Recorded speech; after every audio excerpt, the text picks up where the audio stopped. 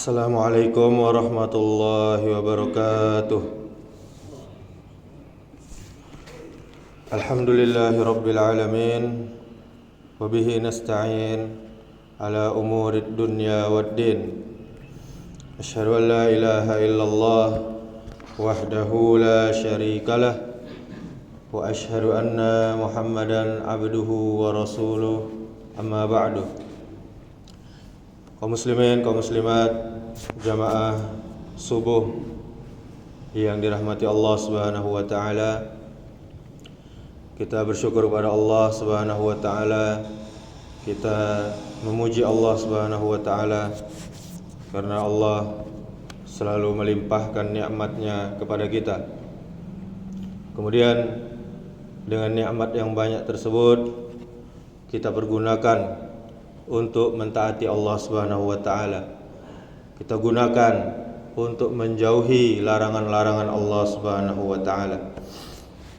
Kemudian salawat serta salam semoga selalu tercurahkan untuk junjungan kita, panutan kita, suri tauladan kita, yakninya Nabiullah Rasulullah Muhammad sallallahu alaihi wasallam. Mudah-mudahan salawat kita bersambung kepada keluarga Nabi, kepada para sahabat Nabi, dan juga kepada orang-orang yang mengikuti sunnah-sunnah Nabi sampai hari kiamat kelak. Allahumma salli wa sallim wa barik ala Muhammadin wa ala alihi wa ashabihi ajma'in wa man tabi'ahum bi ihsan ila yaumiddin. Bapak Ibu kaum muslimin, kaum muslimat, jamaah subuh yang dirahmati Allah Subhanahu wa taala. Memakai jimat adalah termasuk kesyirikan. Namun apakah termasuk syirik besar ataukah syirik asghar, kecil? Di sini para ulama memberikan rincian. Di antaranya yang pertama, jika kita meyakini bahwa tamimah, ini adalah bahasa Arab dari jimat, bisa mendatangkan manfaat dan bisa menolak bahaya atau mudarat, maka ini termasuk syirik akbar, syirik yang besar. Karena yang mendatangkan manfaat dan menolak bahaya hanyalah Allah Subhanahu wa taala, bukanlah jimat. Kemudian rincian yang kedua, jika kita meyakini bahwa jimat hanyalah sebagai sebab untuk penyembuhan misalnya, maka ini termasuk syirik asghar, syirik yang kecil. Demikianlah keyakinan kebanyakan orang yang memakai jimat pada umumnya. Di sini juga dibahas di dalam kitab Syarah Kitab Tauhid halaman 55. Bapak Ibu, walaupun jimat dikatakan syirik kecil, namun syirik tetap lebih parah daripada dosa-dosa besar lainnya. Dan kita tetap harus waspada, hati-hati dari dosa syirik tersebut walaupun kecil. Karena Allah Subhanahu wa taala berfirman, "Innallaha la yaghfiru an yushraka bihi wa yaghfiru ma duna dzalika liman yasha wa may yusyrik billahi faqad iftara isman 'azima." Sesungguhnya Allah Subhanahu wa taala tidak akan mengampuni dosa syirik, dan Dia mengampuni segala dosa yang selain dari syirik itu bagi siapa yang Dia kehendaki. Barang siapa yang mempersekutukan Allah Subhanahu wa taala, maka dia telah berbuat dosa yang paling besar. Ini surah An-Nisa ayat 48. Dan waspadalah kita Bapak Ibu saudaraku yang dimuliakan Allah Subhanahu wa taala dengan kesyirikan. Karena syirik itu sangat samar. Dari jejak semut sekalipun, di atas batu hitam sekalipun, di tengah-tengah kegelapan malam sekalipun. Kemudian ada fatwa ulama bernama Syekh Muhammad bin Shalih Al-Utsaimin rahimahullahu taala mengenai pertanyaan apa hukumnya kita menggantungkan diri kepada sebab? Jawabannya, menggantungkan diri kepada sebab itu ada beberapa macam. Yang pertama, yang menafikan tauhid secara total, yaitu ketika seseorang menggantungkan diri kepada sesuatu sebab, padahal sesuatu tersebut tidak mempunyai pengaruh sama sekali. Dia menggantungkan dirinya secara total dan berpaling dari Allah sama sekali. Misalnya, orang-orang yang menyembah kubur, yang menggantungkan dirinya kepada penghuni kubur, orang yang telah meninggal tersebut, untuk melepaskan diri dari musibah. Perbuatan ini termasuk syirik besar yang bisa mengeluarkan seorang muslim dari agamanya. Hukum untuk pelakunya adalah sebagaimana Allah Ta'ala berfirman, innahu may yusyrik billahi faqad harramallahu alaihil jannah wa ma'wahun nar wa ma lizzalimin min ansar. Sesungguhnya orang yang berbuat syirik, mempersekutukan sesuatu dengan Allah, maka pasti Allah akan mengharamkan kepadanya surga, dan tempatnya adalah neraka, dan tidaklah ada bagi orang-orang zalim itu seorang penolong pun. Bisa kita lihat di surah Al-Maidah ayat 72. Kemudian rincian yang kedua, seorang yang bersandar kepada sebab yang dibenarkan di dalam syariat, akan tetapi dia melupakan pencipta sebab tersebut, yaitu Allah Subhanahu wa taala, maka ada unsur kesyirikan juga di sini, meskipun tidak mengeluarkan seorang tersebut dari agama Islam. Hal ini karena dia bergantung kepada sebab, walaupun benar sebab tersebut, namun dia melupakan Allah Subhanahu wa ta'ala sebagai pencipta sebab tersebut. Kemudian rincian yang ketiga, kata Syekh Shalih Al-Utsaimin, seseorang menggantungkan diri kepada sebab, namun semata-mata hanya sebagai sebab saja. Dia tetap menggantungkan hatinya kepada Allah Subhanahu wa ta'ala. Dia meyakini bahwa sebab tersebut berasal dari Allah Subhanahu wa ta'ala. Jika Allah menghendaki, Allah bisa memutusnya. Sebab tersebut menjadi tidak ada efeknya sama sekali. Dan jika Allah menghendaki, Allah bisa melanggengkannya. Sebab tersebut bisa berhasil. Hal ini karena sebab itu tidaklah berpengaruh di luar kehendak Allah Subhanahu wa taala.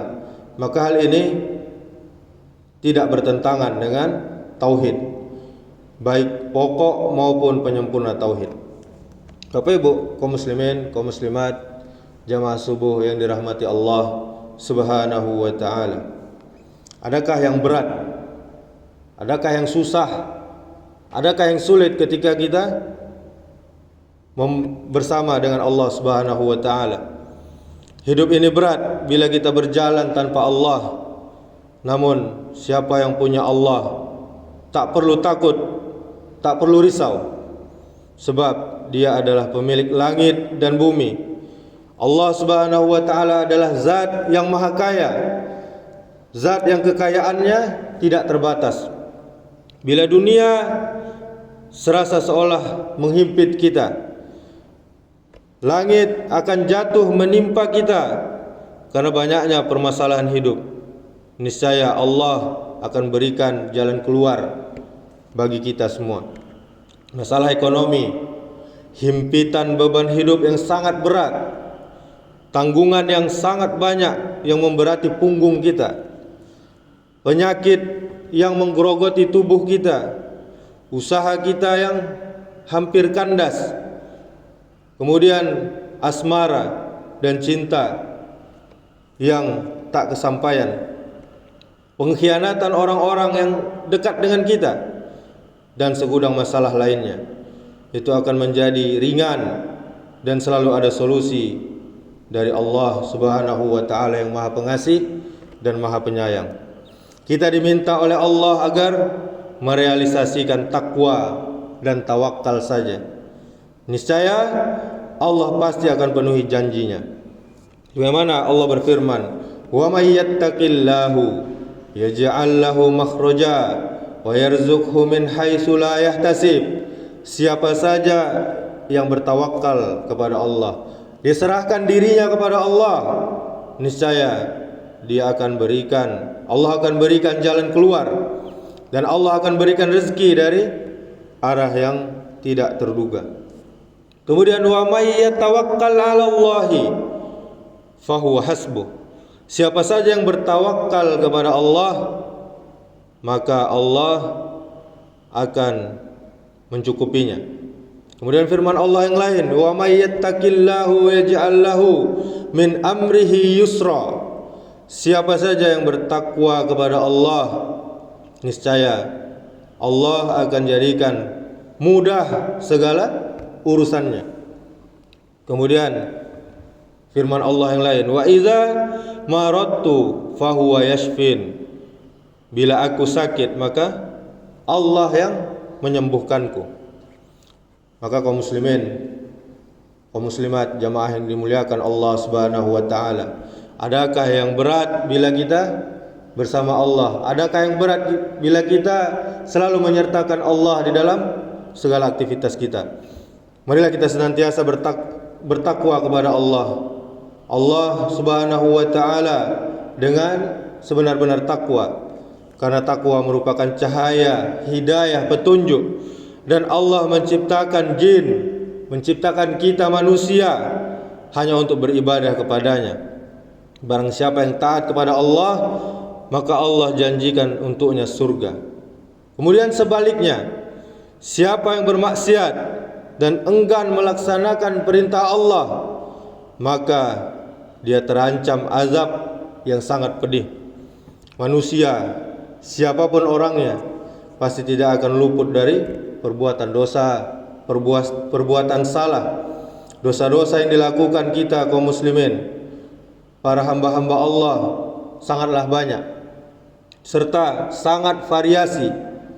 Ada dosa besar seperti dosa syirik yang kita bahas tadi.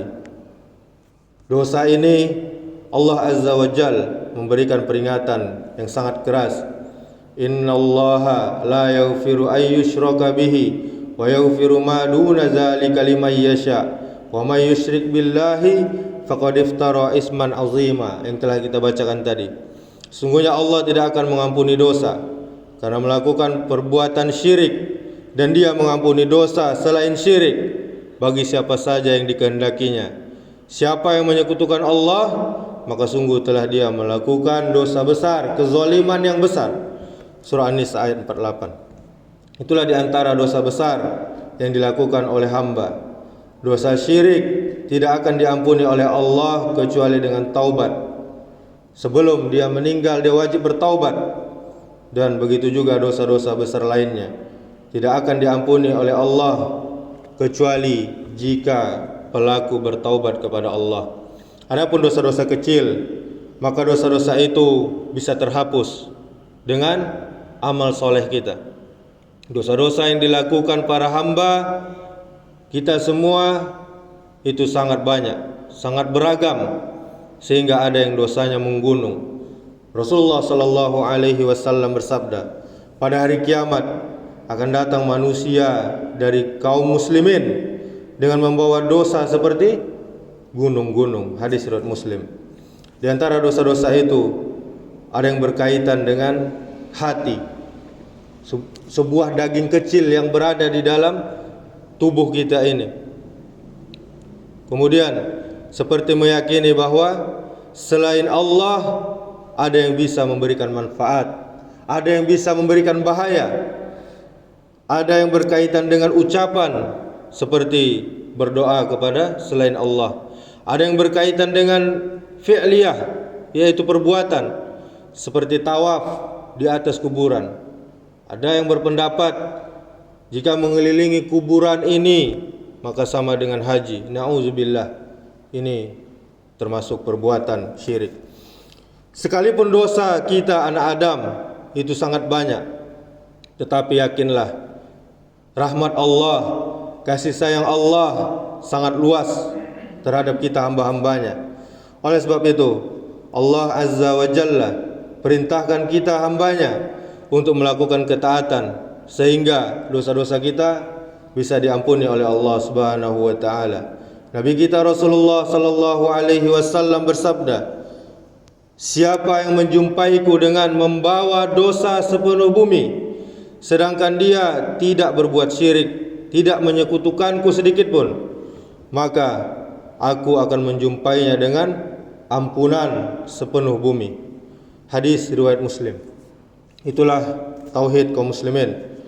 Tauhid memiliki pengaruh, memiliki peran yang sangat penting dalam penghapusan dosa-dosa bagi orang yang merealisasikannya, mengamalkannya dengan benar, juga bagi orang-orang yang tidak berbuat syirik. Sangat terbuka kesempatan untuk mendapatkan ampunan dari Allah Subhanahu wa taala. Ada 2 hari dalam 1 minggu di mana pada hari itu Allah Subhanahu wa taala mengampuni setiap muslim yang tidak menyekutukan Allah sedikit pun dan tidak berkutat dengan dosa-dosa besar. Apa itu? Nabi sallallahu alaihi wasallam bersabda, pintu-pintu surga dibuka pada setiap hari Senin dan Kamis. Setiap hamba yang tidak menyekutukan Allah dengan suatu apapun, maka dia akan diampuni dosanya, kecuali seorang yang bermusuhan dengan saudaranya.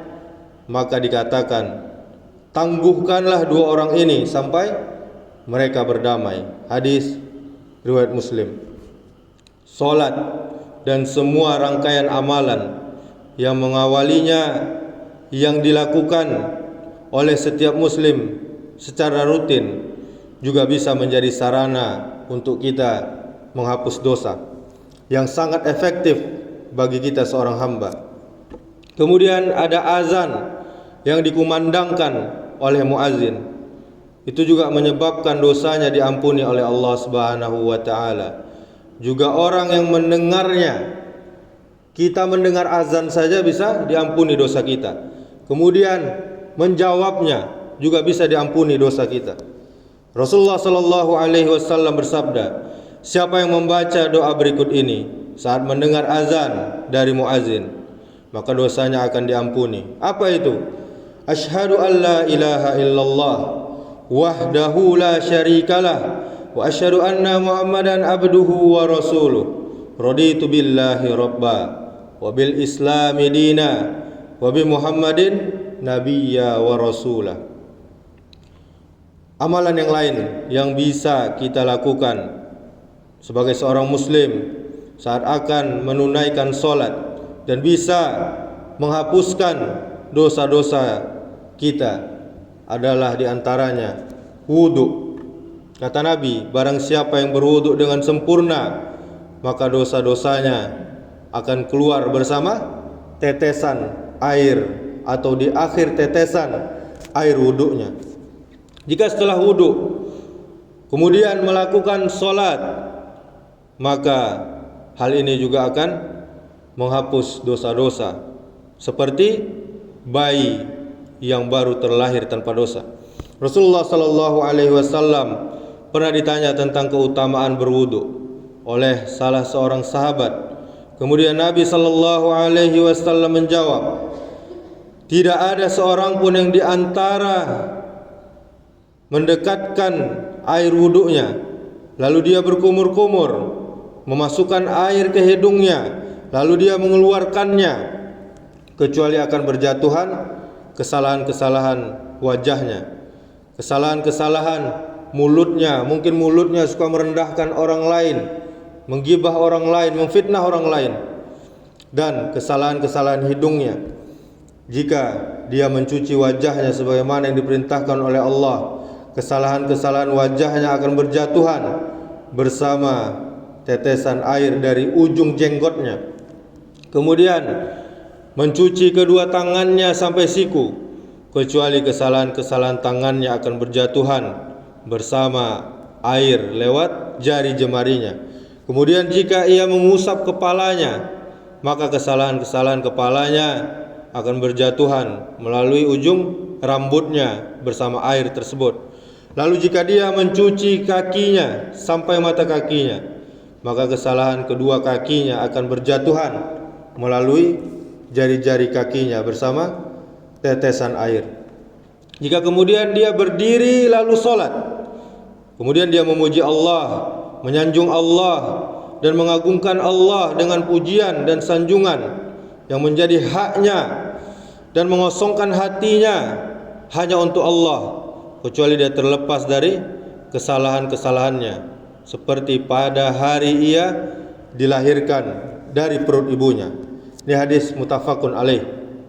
Kemudian dalam hadis yang lain, Rasulullah sallallahu alaihi wasallam bersabda, tidaklah seorang muslim berwudu lalu dia sempurnakan wudunya, lalu dia melaksanakan solat, kecuali Allah akan mengampuni dosa-dosa yang dia lakukan antara solat yang dia kerjakan itu sampai dengan solat berikutnya. Hadis muttafaqun alaih. Jadi sangat gampang Allah mengampuni dosa-dosa kita kaum muslimin. Kita berwudu kemudian solat, akan diampuni dosa kita sampai waktu solat berikutnya. Kemudian begitu seterusnya. Kemudian amalan lain yang juga bisa menjadi penghapus dosa kita adalah kita melangkah menuju rumah Allah, masjid.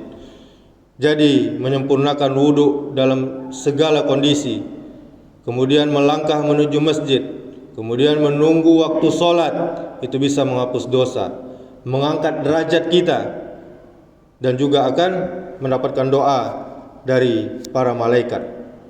Rasulullah sallallahu alaihi wasallam bersabda, senantiasa salah seorang dari kalian terhitung dalam keadaan solat selama dia menunggu solat tersebut, dan senantiasa para malaikat mendoakan salah seorang di antara kalian selama dia masih berada dalam masjid. Kemudian dia berdoa, ya Allah ampunilah dia, ya Allah sayangilah dia selama dia tidak berhadas dalam keadaan suci. Apa yang disebutkan di hadis tadi itu merupakan bukti kasih sayang Allah Subhanahu wa taala kepada kita hambanya, dan itu baru sebagian amalan yang mengawali ibadah salat yang rutin yang kita lakukan sebagai seorang muslim.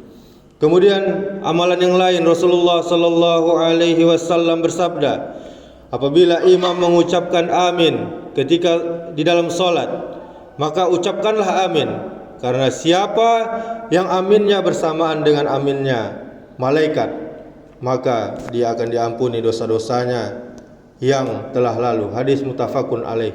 Dan masih banyak amalan-amalan dalam salat yang bisa menjadi sebab terhapusnya dosa-dosa kita kaum muslimin, kaum muslimat, jamaah yang dimuliakan Allah Subhanahu wa taala. Adapun amalan-amalan setelah salat yang juga bisa menghapuskan dosa, dijelaskan Rasulullah sallallahu alaihi wasallam di dalam hadis riwayat Muslim, siapa yang bertasbih setelah salat 33, bertahmid alhamdulillah 33, dan bertakbir Allahu Akbar 33 kali, maka semuanya berjumlah 99. Dan apabila dia menggenapkannya hingga menjadi 100 dengan mengucapkan la ilaha illallah wahdahu la syarikalah lahul mulku walahul hamdu wa huwa ala kulli syai'in qadir, niscaya dia akan diampuni dosa-dosanya, sekalipun dosa-dosanya sebanyak buih di lautan. Hadis riwayat Muslim. Itulah diantara amalan harian yang biasa kita lakukan di dalam hari-hari kita. Amalan-amalan yang sangat dibutuhkan oleh manusia yang mengaku beriman, karena siapapun orangnya mesti dia tidak akan lepas dari perbuatan dosa. Dengan amalan-amalan ini kita sangat berharap kepada Allah agar berkenan mengampuni dosa-dosa kita yang telah lewat, dan berkenan terus menerus memberikan hidayahnya kepada kita semua. Demikianlah, semoga Allah Subhanahu wa taala senantiasa menjaga kita semua agar kita tidak jatuh dalam perbuatan syirik.